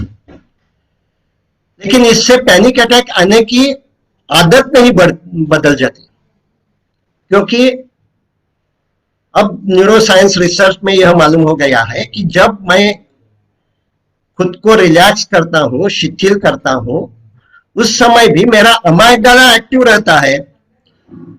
उसी के कारण मुझे मालूम होता है कि अब पैनिक अटैक आ रहा है और मुझे रिलैक्सेशन करना है। तो अमाइगडाला की एक्टिविटी हम दीर्घ श्वसन से, रिलैक्सेशन से कम नहीं करते। उसी के लिए साक्षी ध्यान की आवश्यकता है। तो जब पैनिक अटैक की तीव्रता कम होती है तो हम पेशेंट को बताते हैं कि अब आपकी दिल की धड़कन कम हो गई है, लेकिन वो महसूस हो रही है, तो अब उसे देखना है वो धड़कन कहाँ महसूस होती है, सीने में कौन से एरिया में महसूस होती है और कहाँ होती नहीं, वो देखना है। लेकिन उसे रिएक्ट नहीं करना है। ये दिल की बढ़ी हुई धड़कन बुरी है, ये रिएक्शन है। ऐसा जब हम रिएक्ट नहीं करते तो हम अपने अमाइगडाला को, इमोशनल ब्रेन को ट्रेनिंग देते हैं, चिल, कूल डाउन, हमेशा रिएक्शन करने की कोई जरूरत नहीं है। और ऐसा जब हम ट्रेनिंग अपने अमाइगडाला को देते हैं तो उसकी हाइपर सेंसिटिविटी आहिस्ते आहिस्ते कम होने लगती है। तो यह रजोगुण जब बढ़ा हुआ होता है तो उस समय हम यह साक्षी ध्यान के पहले दीर्घ सांस लेने का एक्सरसाइज पेशेंट को सिखाते हैं। कभी तमोगुण बढ़ा हुआ होता है और जब तमोगुण बढ़ता है तो उस समय उस आदमी को कुछ महसूस ही नहीं होता, एक बाधिर्य जैसा कंडीशन तमोगुण बढ़ा तो होती है। तो उदासी में तमोगुण बढ़ा हुआ होता है। तो ऐसे समय हम पेशेंट को कोई योगा के पोस्चर जैसा त्रिकोणासन करने को बताते हैं और कमर में उसे एक साइड टिल्ट करने को कहते हैं और ज्यादा झुकने को कहते हैं। और एक समय आता है कि वो अब अधिक झुक नहीं सकता। क्यों? क्योंकि पेन होता है, कमर में पेन होता है, स्ट्रेचिंग महसूस होता है। तो अब हम उन्हें बताते हैं वो जहां कुछ पेन हो रहा है वही बॉडी सेंसेशन है, वही देखो कहां पेन हो रहा है, कहां दुखाव है और वो कहां तक है, कहां नहीं है। तो अब अपने शरीर को साक्षी भाव से, जैसे हम दूसरे को शरीर को देखते हैं और पूछते हैं कहां है पेन, वैसे ही अपने शरीर को देखना है। तो हम कोई संवेदना उन पेशेंट में क्रिएट करते हैं और वो संवेदना देखने को उसे बताते हैं। ऐसा करने से संवेदनाओं को महसूस करने वाला अपने ब्रेन में एक एरिया होता है इंसुला, वो डीएक्टिव होने के कारण डिप्रेशन में अपने शरीर में जो कुछ हो रहा है वो महसूस नहीं होता। अब तो डिप्रेशन नहीं होता तो भी जो कुछ टीनेजर्स है उनमें शरीर में जो कुछ होता है वो महसूस ही नहीं होता। तो हमें शरीर के ओर ध्यान देने की अपना अवसर बढ़ाना चाहिए।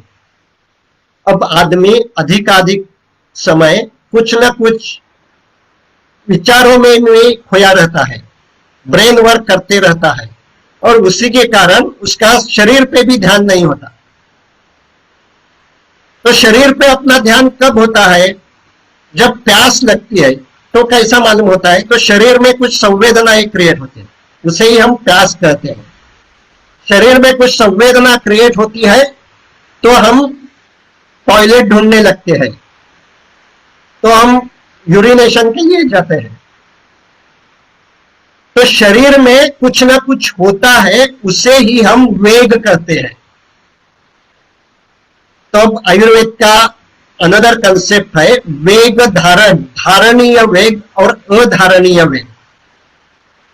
अधारणीय वेग कौन से है? तो सभी शारीरिक वेग जो है, जैसा मैंने अभी बताया, प्यास, क्षुधा, भूख, वेगान्न धारयेत वात विन्मुत्र क्षवत्रुट क्षुदाम निद्राकाश श्रमश्वास जोम्भाश्रु छर्दी रेतसाम।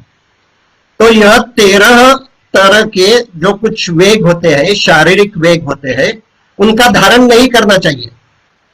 तो यह वेग होते हैं यानी कि क्या होता है? तो उस समय शरीर में कुछ न कुछ होता है और वो हमें महसूस होता है, और जब हमें वो महसूस होता है तो हमें तुरंत एक्शन लेनी चाहिए, कृति करनी चाहिए, पानी पीने की हो या टॉयलेट जाने की हो।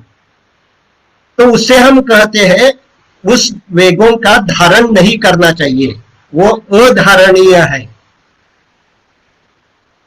लेकिन ऐसे ही धारणीय वेग भी आयुर्वेद में कहे हैं, और वो सब धारणीय वेग मानसिक भावनाएं हैं।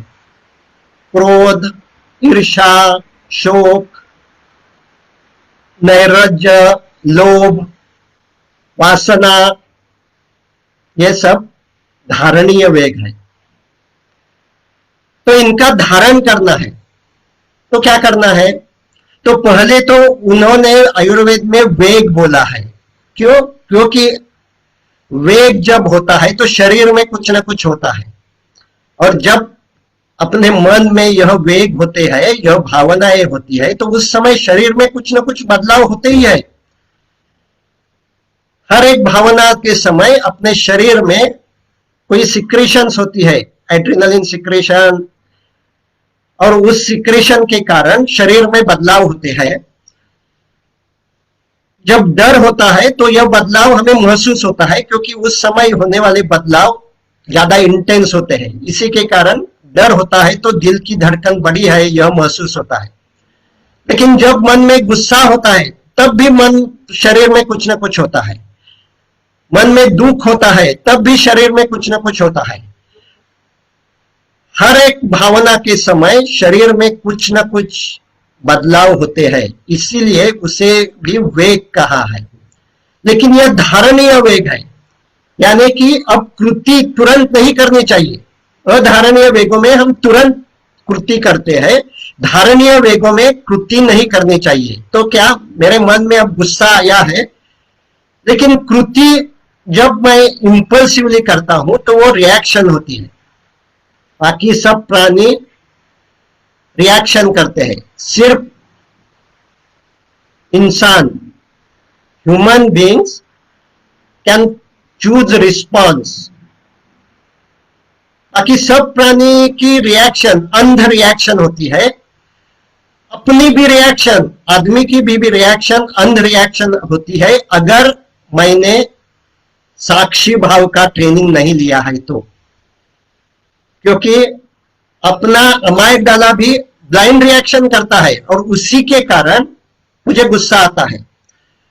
तो अब जब मुझे गुस्सा आता है तो वह तुरंत व्यक्त करने की कोई जरूरत नहीं है। मैं आधा मिनट 1 मिनट अपना ध्यान शरीर पे ले सकता हूं और शरीर में जो कुछ हो रहा है, जो कुछ बदलाव हो गए हैं, उन्हें महसूस कर सकता हूं। और जब मैं उन्हें महसूस करता हूं तब वो गुस्से की जो कुछ इंटेंसिटी है वह कम होती है। और वो आधा मिनट 1 मिनट में I am creating a space between stimulus and response. अब मैं विचार कर सकता हूं कि मैं गुस्सा कैसे व्यक्त करूं, एक झापड़ लगाऊं या गाली दूं या शांति से उसे बाद में मिलने को कहूं। यह मैं अब चूज कर सकता हूं, उसका चुनाव कर सकता हूं। अब मेरी रिएक्शन अंडर रिएक्शन नहीं होती।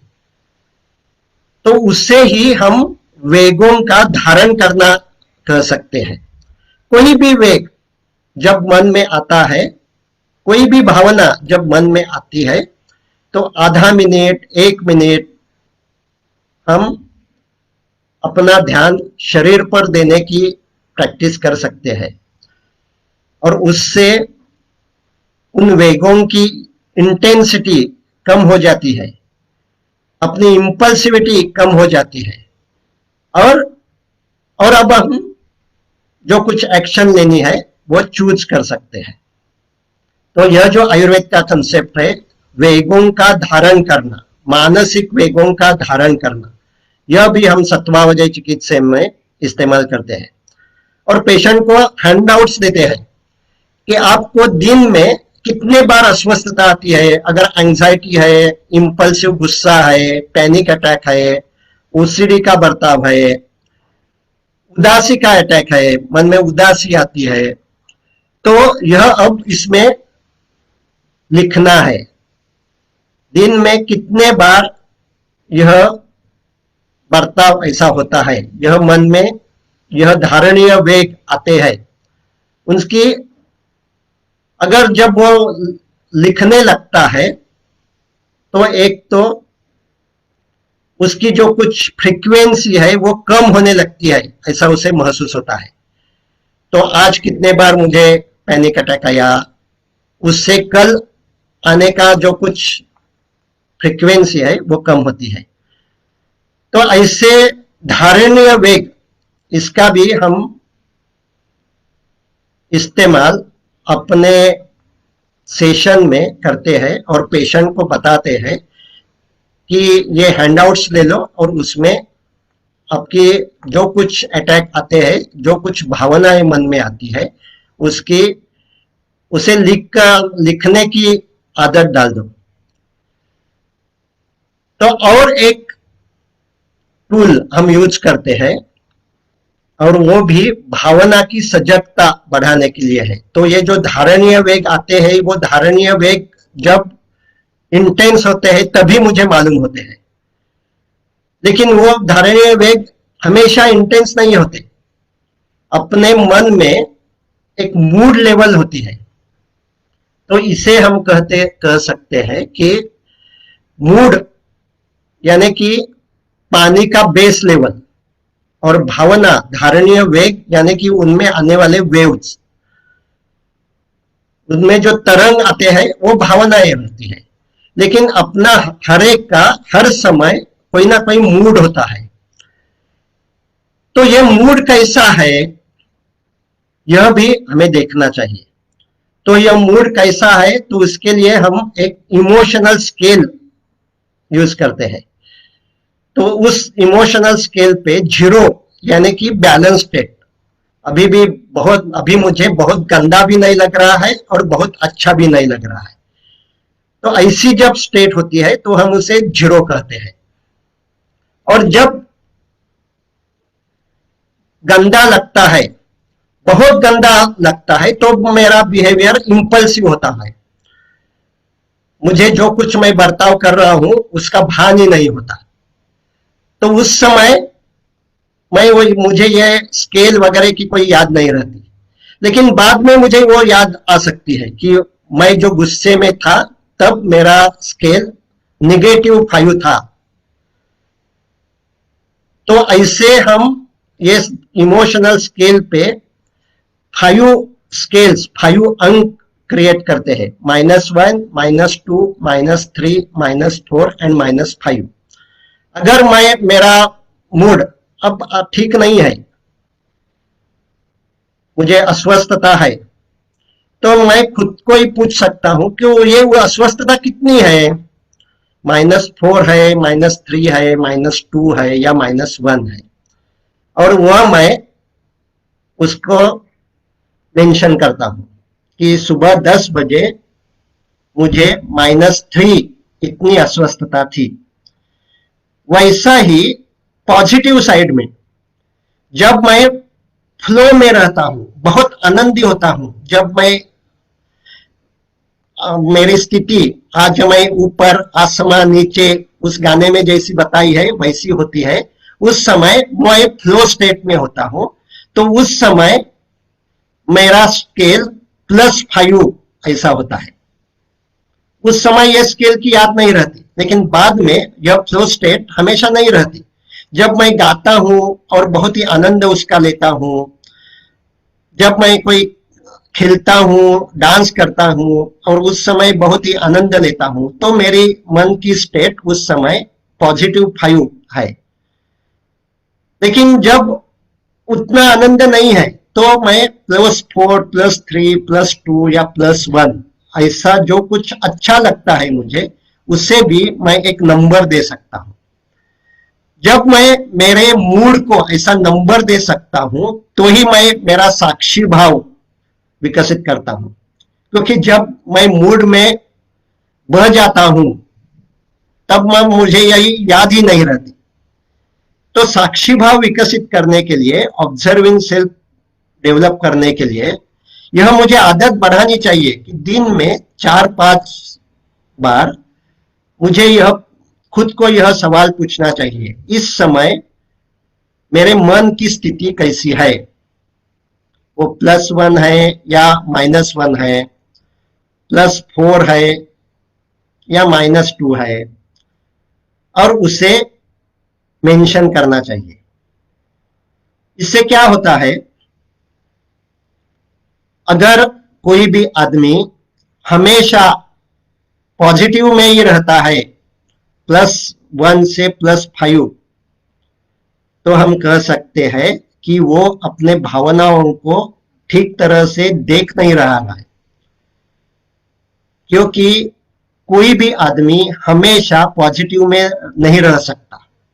अपने शरीर में सत्व, रज और तम, शरीर और मन में सत्व, रज और तम, इन तीनों गुण का खेल चालू रहता है।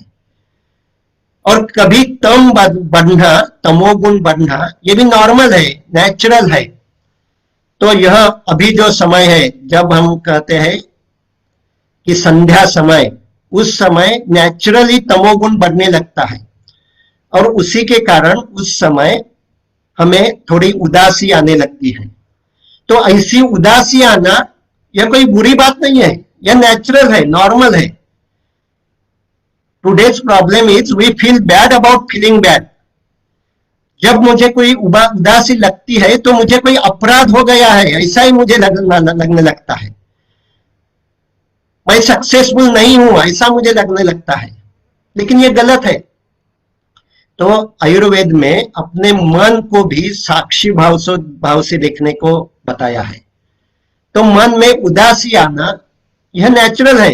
मुझे हमेशा अच्छा लगना चाहिए, यह अपेक्षा समुंदर को हमेशा हाई टाइड रहनी चाहिए, ऐसा एक्सपेक्टेशन रखने जैसी गलत है।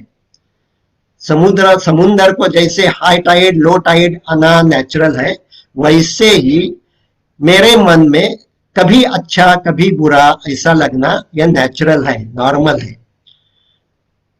तो इसीलिए -2 तक बुरा लगना यह स्वास्थ्य का लक्षण है। जब -2 से अधिक बुरा लगता है, तो इसकी इंटेंसिटी बढ़ जाती है, ऐसा हम कह सकते हैं। तो जब अपना पेशेंट -2 से 5 तक अगर मेंशन करता है, तो उसका स्वास्थ्य अब अच्छा होने लगा है। लेकिन जब उदासी का पेशेंट होता है, वो हमेशा नेगेटिव साइड में ही रहता है। वो -2 होगा, -3 होगा या -1 होगा। तो हमेशा नेगेटिव साइड, उदासी के साइड में रहना, मुझे बुरा ही लगता है ऐसा महसूस होना, ये भी अस्वास्थ्य है। कभी समय बुरा लगना यह स्वास्थ्यदायी है, लेकिन हमेशा उसी मूड में रहना यह उदासी का प्राइमरी सिम्टम है। तो वह भी हमेशा लो टाइड, समुद्र में लो टाइड रहने जैसा है। तो इसीलिए हमें यह मालूम होने लगता है कि इस आदमी का मूड कैसा रहता है। तो हर एक निरोगी व्यक्ति ने भी अपने मन के यह मूड जो कुछ है वो साक्षी भाव से देखने चाहिए, और वो सिर्फ स्मरण है, उसमें कुछ करना नहीं है।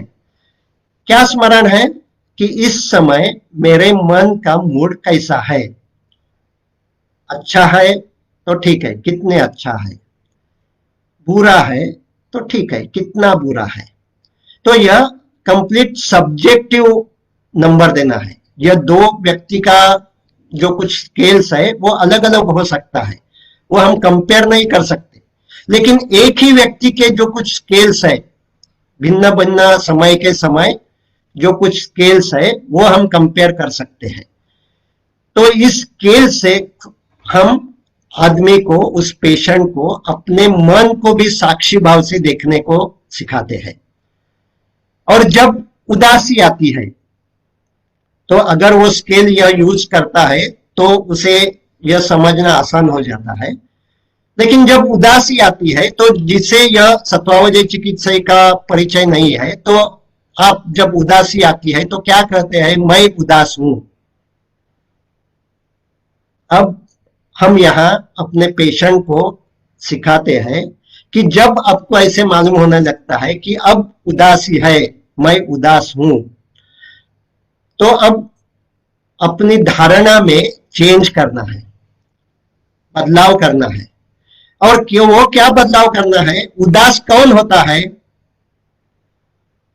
तो उदास मन होता है। जैसी पीड़ा शरीर में होती है वैसी ही उदासी, गुस्सा, बेचैनी, अस्वस्थता ये सब मन में होती है। तो मन में ये जो कुछ इमोशंस आते हैं, तो अब खुद को स्मृति देनी है। स्मृति भ्रंश जो है, मैं उदास हूं, यह स्मृति भ्रंश है।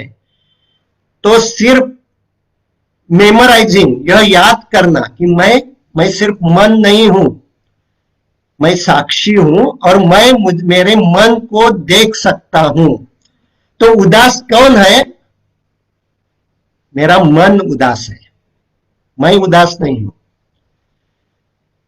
तो अब यह मेंशन करना है, जब जब उदासी आती है, गुस्सा आता है, डर आता है, वासना आती है, तो अब देखना है मेरे मन में इस समय यह भावना है, मेरा मन उदास है, मेरे मन में गुस्सा है, मेरे मन में डर है। ओके, तो जब यह होश आती है तो अपने ट्रीटमेंट का आधा हिस्सा होता है। सब वो जो स्मृति की स्थापना वह हुई, तो हम पेशेंट को बताते हैं जब आप दिन में 10 बार यह एंजाइटी आपको आती है, तो कम से कम 2 या 3 बार भी आप यह होश रख सकते हैं, तो भी खुद को बहुत अच्छा महसूस करना है, खुद को अप्रिशिएट करना है, खुद पे प्रेम करना है कि या मुझे होश आई। यह it is a celebrating moment कि मुझे होश आई, मैंने अपने साक्षी भाव को, स्मृति को स्थिर किया, मैं उदास नहीं हूं, इस समय मेरा मन उदास है। और जब जब मन में कोई भी भावना आती है तो शरीर में कुछ ना कुछ होता है। तो अब देखेंगे, अगर मन में गुस्सा है तो शरीर में क्या होता है, सर में कुछ हो रहा है क्या, सीने में कुछ हो रहा है क्या, उंगलियों में कुछ हो रहा है क्या। तो ये मन और शरीर का जो कुछ व्यापार है, मन की हर भावना शरीर पे असर करती है। तो वो जो कुछ व्यापार है मन और शरीर का एक दूसरे पे जो कुछ इफेक्ट होता है वह हम साक्षी भाव से देख सकते हैं। यही स्मृति की स्थापना है, यही सती की स्थापना है। जब हम वह साक्षी भाव से देख सकते हैं, हाँ मन में गुस्सा है और शरीर में सीने में भारीपन है, ओके मैं वह एक्सेप्ट करता हूं और अब चूज करता हूं अब कैसा बर्ताव करना है। So this is the tool of सत्वावजय चिकित्सा। साक्षी भाव बढ़ाना, साक्षी भाव की याद रखना, होश रखना, और ऐसा जब हम करते हैं तब अपना धृति का सेंटर डेवलप करते हैं और अपने सारे जो कुछ डिस्ट्रक्टिव इमोशंस है, गुस्सा, वासना, लोभ, शोक, उदासी, चिंता, ये सब भावनाओं की इंटेंसिटी कम होने लगती है, तीव्रता कम होने लगती है, उनका पीरियड कम होने लगता है। यानी कि जब मैं पहले गुस्सा आता था तो अगला 1 घंटा मैं गुस्से में ही रहता था, मुझे बाकी कोई होश नहीं रहती थी, मैं हर एक काम गुस्से में ही करता था। लेकिन जब मैं यह प्रैक्टिस करने लगता हूं तो वो 1 घंटा अब मैं गुस्से में नहीं रहता, वो समय अब कम होने लगता है, मैं आधा घंटा गुस्से में रहता हूं, उससे पहले ही अब गुस्से से मैं बाहर आने शुरू होता हूं। तो वो जो भावनाओं की पीरियड, उनका जो कुछ समय है वो भी कम होने लगता है और उनकी फ्रीक्वेंसी भी कम होने लगती है। थोड़ा सा मेरे मन के विरुद्ध हुआ तो मैं गुस्से में जाता था, थोड़ी सी कोई आवाज आई तो मुझे डर लगता था, अगर मुझे जो कुछ फोबिया है उस चीज की सिर्फ याद की तो भी मुझे दिल की धड़कन बढ़ती है फोबिया में। लेकिन जब मैं यह प्रैक्टिस करता हूं तो उसकी फ्रीक्वेंसी भी अब कम होने लगती है। अब हर एक छोटी छोटी चीजों से मुझे गुस्सा नहीं आता, मुझे डर नहीं लगता, मुझे चिंता नहीं लगती। तो यह डिस्ट्रक्टिव इमोशंस की इंटेंसिटी, फ्रीक्वेंसी एंड पीरियड यह कम होने लगता है। और यह जब कम होने लगता है तो साइकोलॉजिकल डिसऑर्डर्स कम होने लगते हैं, क्योंकि वो psychological disorders are actually emotional disorders. चिंता, anxiety disorder, panic attack, phobia, OCD, depression, ये सब इमोशनल डिसऑर्डर्स हैं। और उनकी जब हम फ्रीक्वेंसी, पीरियड और इंटेंसिटी कम करते हैं तो पेशेंट क्लियर हो जाता है, उसकी तकलीफ कम होती है। और ऐसे सत्वावजय चिकित्सा से वो ये सब साइकोलॉजिकल डिसऑर्डर्स हम क्योर कर सकते हैं, सिर्फ ट्रीट नहीं, वो क्योर कर सकते हैं, उस आदमी को स्वस्थ कर सकते हैं। लेकिन यह सत्वावजय चिकित्सा सिर्फ जिन्हें यह प्रॉब्लम है उनके लिए ही नहीं है, यह हर एक स्वस्थ के लिए भी आवश्यक है, क्योंकि हर स्वस्थ व्यक्ति में भी यह भावनाएं होती है और उनकी इंटेंसिटी, फ्रीक्वेंसी और पीरियड अगर हमने कम किया तो अपनी इफिशिएंसी बढ़ने लगती है, अपने मन का तनाव कम होने लगता है और अपना ओज, तेज और प्राण, ये जो अच्छी शक्ति अपने शरीर में होती है, शुक्र का अंश, शुक्र का सबसे बहुत अच्छा अंश या कफ का अंश हम कहते हैं ओज, वात का बहुत अच्छा अंश प्राण और पित्त का बहुत अच्छा अंश तेज, वह बढ़ने लगता है। तो सत्वावजय चिकित्सा यानी कि सत्व गुण का बढ़ना यह स्वस्थ आदमी के लिए भी आवश्यक है। तो सत्वावजय हर एक स्वस्थ और जिसे साइकोलॉजिकल डिसऑर्डर्स है उसे हर एक आदमी को लाभदायी है। इसका प्रसार हमें अधिकाधिक लोगों में करना चाहिए। लेकिन यह सत्वावजय चिकित्सा के कोई लिमिटेशंस भी है। ये लिमिटेशंस क्या है? तो जो उन्माद की अवस्था है, जिसे हम स्किज़ोफ्रेनिया या बाइपोलर डिसऑर्डर, बाइपोलर डिसीज कहते हैं। तो बहुत से उन्माद आयुर्वेद में भी असाध्य बताए हैं। तो उन उन्माद की जब स्थिति होती है, जब कोई पेशेंट आता है और उसे इंसाइटी नहीं होती, उसे आत्मभान नहीं होता, मैं जो कुछ उससे बात कर रहा हूं वो उसे समझता ही नहीं। अगर समझता है लेकिन वो अपना अटेंशन अपने इच्छा से नहीं ले सकता, वो सांस नहीं जान सकता, सांस की हलचल नहीं जान सकता, तो उस समय सत्वावजय चिकित्सा में नहीं कर सकता। क्योंकि सत्वावजय चिकित्सा करने के लिए अपने ध्यान को अपनी इच्छा से शरीर पे लेना, मन पे लेना आवश्यक होता है। और वह क्षमता, वह एबिलिटी अगर पेशेंट में नहीं होती तो उस समय वो सत्वावजय चिकित्सा के लिए असाध्य है। तो उस समय मैं उसे साइकियाट्रिक के पास रेफर करता हूं। और अगर कोट्टाकल जैसे कोई साउथ इंडिया का पेशेंट है तो कोट्टाकल में आयुर्वेदिक हॉस्पिटल भी है, जहां यह उन्माद जैसी डिसीज, ये कंडीशन पंचकर्म से ट्रीट होती है। तो ऐसे पेशेंट को हम उस हॉस्पिटल में भी भेज सकते हैं, लेकिन सत्वावजय चिकित्सा उनमें नहीं कर सकते। तो सत्वावजय चिकित्सा स्वस्थ व्यक्ति के लिए लाभदायी है, इमोशनल डिसऑर्डर्स जिन्हें है इनके लिए लाभदायी है, और उन्माद के अवेगावस्था में भी लाभदायी है।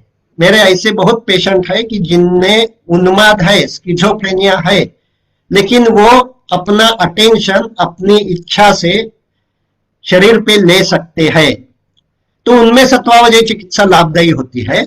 और इस चिकित्सा से उनका उन्माद का जो कुछ अटैक है उसकी भी फ्रीक्वेंसी कम होती है, उनकी जो कुछ एलोपैथिक दवाएं हैं वो भी कम होने लगती है।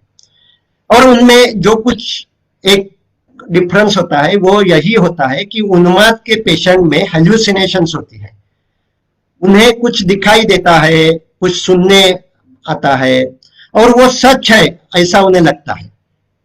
लेकिन सत्वावजय चिकित्सा से उनमें अब यह बदलाव होता है कि अब भी उन्हें ऐसे हेल्यूसिनेशंस हो सकते हैं, उन्हें कोई इमेज दिखाई देती है, उन्हें कोई आवाज सुनाई देती है, लेकिन अब उन्हें होश आती है कि यह सच नहीं है, दिस इज नॉट रियलिटी, यह मुझे आभास हो रहा है।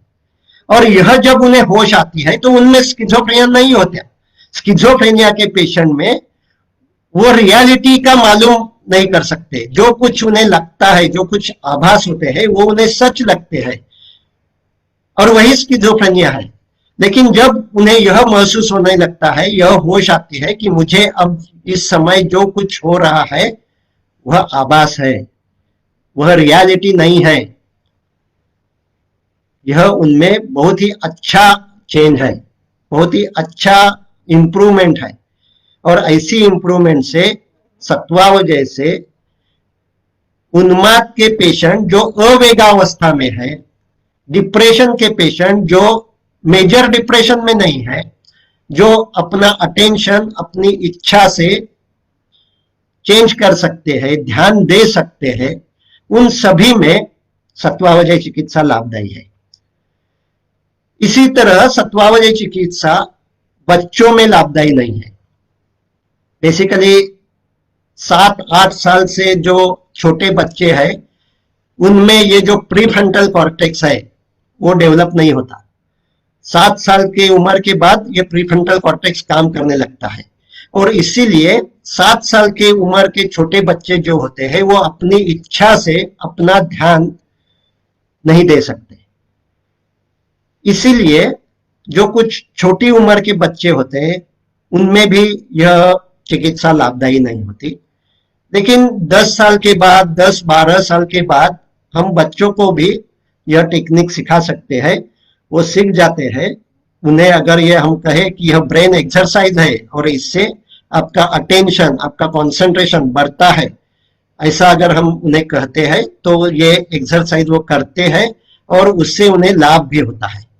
तो जो कोई नॉर्मल बच्चे हैं उनके लिए यह सत्वावजय चिकित्सा लाभदायी है। जो मेंटली रिटार्डेड है उनमें यह चिकित्सा फिर से लाभदायी नहीं है, क्योंकि उनमें इंसाइट नहीं होती, आत्मभान नहीं होता। तो सत्वावजय चिकित्सा के लिए कोई भी पेशेंट जब मेरे पास आता है तो पहले मैं देखता हूं कि उसे इंसाइट है या नहीं है, आत्मभान है या नहीं है। और अगर वह आत्मभान है, जिसका एक टेस्ट है कि उसे सांस मालूम हो रही है या नहीं, सांस की हलचल मालूम हो रही है या नहीं, मैं जो बता रहा हूं वो उसे मालूम होता है या नहीं होता है, यह अगर उसे मालूम होता है तो वह सत्वावजय चिकित्सा का पेशेंट है। और यह सत्वावजय चिकित्सा बहुत ही स्ट्रेस इंड्यूस फिजिकल डिसीज में भी बहुत ही लाभदायी है।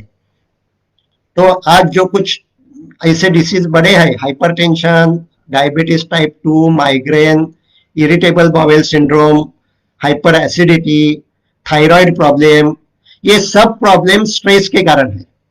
और आज जो कुछ साइंस को ये जो एक हार्मोन के कारण दूसरे पे जो कुछ असर हो रहा है वो ठीक से मालूम ही नहीं हो रहा है। इसी के कारण डायबिटीज के दवाओं के कारण थायराइड प्रॉब्लम हो सकती है। तो हमें सत्वावजय चिकित्सा इन सभी डिसीज में भी यूज करनी चाहिए। इन सब डिसीज में उनके जो कुछ शारीरिक लक्षण है वो कम करने के लिए आप युक्ति व्यपाश्रय चिकित्सा यूज कर सकते हैं। उन्हें जो कुछ पंचकर्मा करना है, जो कुछ दवाई देनी है वो दे सकती है। लेकिन जैसा चरकाचार्य ने बताया है कि प्रज्ञापराध, उसमें अति योग, हेतुओं का अति योग यह एक कारण होता है। और अति चिंतन, यह हेतु ये स्ट्रेस इंड्यूस डिसीज में सब में होता है। और यह अति चिंतन अगर हम कम करना है और उस व्याधि की अपुनर्भव चिकित्सा करनी है, हाइपरटेंशन अगर क्योर करना है, माइग्रेन क्योर करना है, तो हमें उन पेशेंट को सत्वावजय चिकित्सा देनी चाहिए। और इसीलिए हर एक वैद्य को यह सत्वावजय चिकित्सा सीखनी चाहिए। अगर वो पूरी समय मेरे जैसा शुद्ध सत्वावजय चिकित्सा करे तो अच्छा ही है, लेकिन अगर वो युक्ति व्यपाश्रय चिकित्सा करता है तो भी हर हफ्ते में 15 दिन में वो सत्वावजय चिकित्सा के लिए कोई समय रख सकता है। और उस समय में हफ्ते में 2 घंटा वो ऐसे जो कुछ स्ट्रेस इंड्यूस फिजिकल डिसीज वाले पेशेंट है उन्हें वो यह सत्वावजय चिकित्सा दे सकता है। उन्हें यह साक्षी भाव सिखा सकता है, उनके साथ समुपदेशन कर सकता है। और ऐसा करने से उनका अति चिंतन जब कम होता है, उनके जो कुछ प्रसुप्त मन में जो कुछ इमोशंस होते हैं, जो कुछ मूड होते हैं, उनके कारण उन्हें तनाव होता है और उस तनाव के कारण ये सब डिसीज होते हैं। जब हम तनाव कम करते हैं तो वो सब डिसीज भी पूरी तरह से क्योर हो सकते हैं।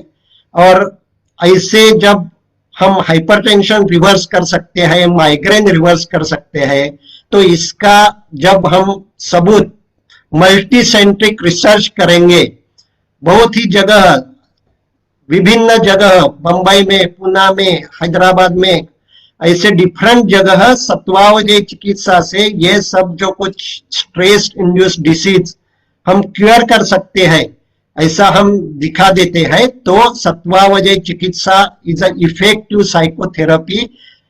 यह हम जग को, पूरे संसार को दिखा दे सकते हैं। और जब तब सत्वावजय चिकित्सा पूरे संसार को लाभदायी होगी, क्योंकि यह स्ट्रेस इंड्यूस डिसीज यह पूरी संसार की समस्या है। अपने आचार्य ने उसके लिए जैसी युक्ति व्यपाश्रय चिकित्सा बताई है वैसी ही सत्वावजय चिकित्सा भी बताई है। तो सत्वावजय चिकित्सा में अधिकाधिक रुचि लेकर उसका अभ्यास करके हमें उसका एप्लीकेशन अपने पेशेंट पे करना चाहिए, उसका डॉक्यूमेंटेशन करना चाहिए और उसके रिसर्च पेपर बहुत ही जगह सेमिनार्स में, जर्नल्स में पब्लिश करने चाहिए। जब हम ऐसा करेंगे तो सत्वावजय चिकित्सा को पुनर्स्थापित करेंगे, री एस्टैब्लिश करेंगे। चरकाचार्य के समय में वही थी ही, इसीलिए ग्रंथों में उनका उल्लेख है। लेकिन बीच के समय में हम उसे भूल गए थे। तो अब समय आ गया है कि हम मेडिटेशन का जो कुछ इफेक्ट, जो कुछ हो रहा है, उस पे जो कुछ रिसर्च हो रहा है, उसका भी अभ्यास करेंगे, स्वाध्याय करेंगे, खुद इस तरह का साक्षी ध्यान का अनुभव करेंगे और समुपदेशन का स्किल बढ़ाकर सत्वावजय चिकित्सा पेशेंट को भी हम दे सकते हैं। जो सत्वावजय चिकित्सा जो वैद्य दे रहे हैं, अगर आप युक्ति व्यपाश्रय चिकित्सा बहुत ही समय कर रहे हैं और आपके पास उतना समय नहीं है आधा घंटा एक पेशेंट को देने के लिए, तो जो कुछ सत्वावजय चिकित्सा जो वैद्य कर रहे हैं उनके पास ऐसे पेशेंट आप भेज सकते हैं और हम सब मिलकर इकट्ठा होकर यह सत्वावजय चिकित्सा पुनर्स्थापित करेंगे।